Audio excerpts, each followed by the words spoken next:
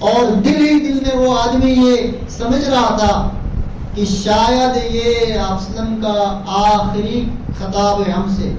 جیسے کوئی آدمی دنیا سے رخصت ہوتا ہے وہ وصیت کر جاتا ہے، لوگ سمجھتے ہیں کہ بھائی یہ اس کا ایک آخری وصیت ہے.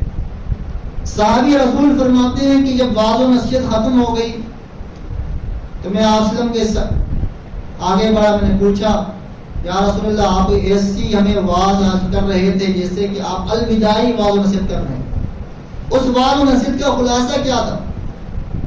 فرمایا کہ اس میں بھی 3 چیزیں تھیں.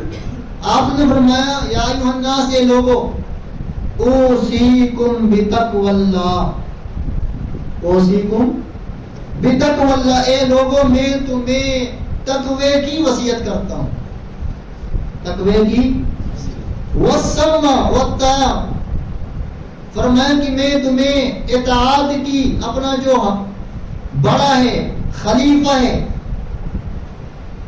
جو آپ کے ملک کا حاکم ہے، تو جائز امور میں اس کی اطاعت کرنی. اور آپ نے اگلی بات فرمایا کہ میں یعش منکم، تم میں سے جو شخص میرے بعد زندہ رہے گا، فسترا اختلافا کثیرا، کہ وہ بہت سارے اختلافات دیکھے گا. آج ہیں یا نہیں ہر جگہ اختلاف؟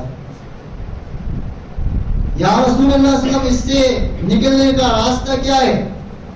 فرمایا کہ ایسے زمانے میں جب ہر طرف اختلاف ہو، فتنہ ہو، علیکم بسنتی، علیکم بسنتی، لوگوں ایسے زمانے میں میری سنت تم پر لازم ہے، میری سنت ہے.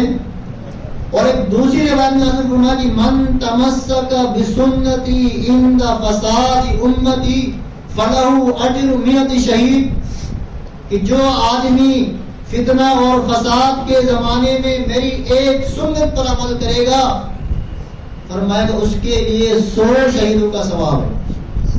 کتنے شہیدوں کا؟ اب شہید کی قدر و قیمت کیا ہے، شہید کا مقام کیا ہے؟ آپ اس بات سے اندازہ لگا سکتے ہیں کہ شہید کا خون زمین پر گرنے سے پہلے پہلے اس کی مغفرت کا فیصلہ آسمانوں میں ہو چکا ہوتا ہے. یہ شہید کی کیا ہے؟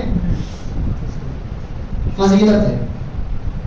تو کیا فرمایا وسلم نے کہ فتنہ اور فساد کے زمانے میں جو آدمی میری ایک سنت پر عمل کرے گا اس کے لیے کتنی شہیدوں کا ثواب ہے؟ تو کیا خیال ہے انشاءاللہ سنتوں پر عمل کریں گے؟